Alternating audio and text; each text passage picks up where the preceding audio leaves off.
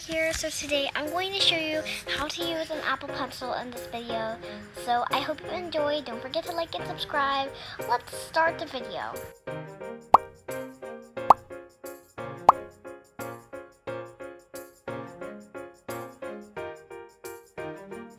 So when you go on this first step, I always really like to do doodles on my iPad because doing doodles on my iPad with an Apple Pencil is like really fun.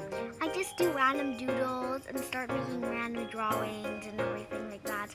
It just starts getting really fun once you know the point of it, because I really like taking random pictures somewhere and sometimes even just decorating them. I mean, it's really fun. I usually just like to make really wavy outlines and try to give it a cute filter for some reason so that it looks a little just more aesthetic. So all I usually just do is I just add these kinds of outlines above some things that are in the picture. I'm always usually really careful when doing this because I don't want to mess up its really aesthetic and warm feeling, so I just start doing it carefully. But for some reason, outlines are quite tricky because you don't even know if it's like liner or not, because liner, they always go through everything, and I mean, they're not wavy, but to make it look more aesthetic, I recommend using the stabilizer, especially if you're using ibispaint X. But if your application has that too, then I'm pretty sure it's also a really good one. But I recommend ibispaint X. Its stabilizer really works really good. So yeah, I'm pretty sure I recommend ibispaint X or any other apps if you have.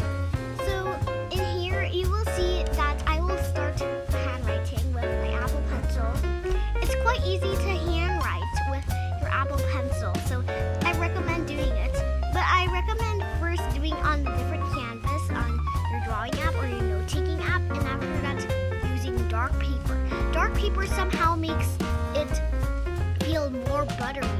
It just somehow feels way more buttery when white paper. So I recommend writing on dark paper first, then you can just remove the dark paper and then you can easily just try to save as a transparent PNG and transfer it into your picture. So yeah, for some reason it somehow just feels more buttery, which means you can improve your handwriting. But for some reason in note-taking apps you can easily practice handwriting. But I have another tip on the next step. Let's go!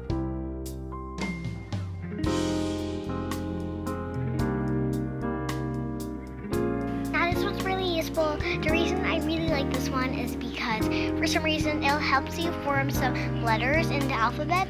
And for this one, I recommend you, if you have a stabilizer on, please do not. I know most of these are for kindergarteners and primary school, but I mean, what's wrong with it? I mean, it's still a pencil one, and I mean, an Apple Pencil is a pencil. So I'm pretty sure these will help you form some curves and letters, but these really help me in doodling too, because they sometimes even give me ideas and they even tell me how to do the right doodle. So yeah, I'm pretty sure I recommend you doing this. This will let you have more control. And if you notice, this looks really weird. I'm not really used to my Apple Pencil, but I'm sure you guys will be more used to the Apple Pencil than me. So, oh my god, that was really bad.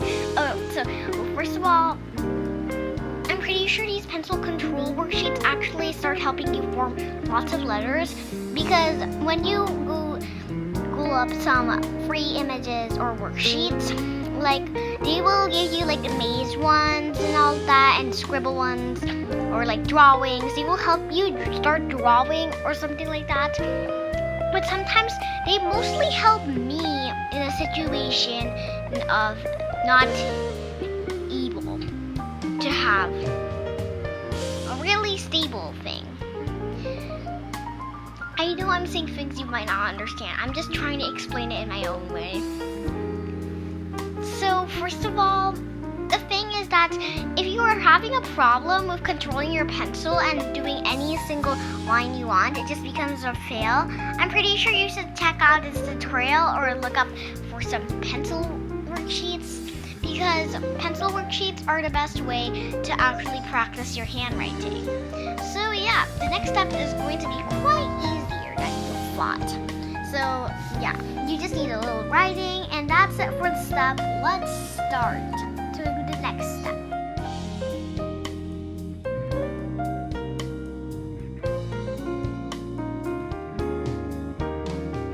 To those people out there who are watching this that do not, or absolutely do not like dark paper, I'm really sorry, but actually you actually haven't realized dark paper has actually been used a lot for better handwriting.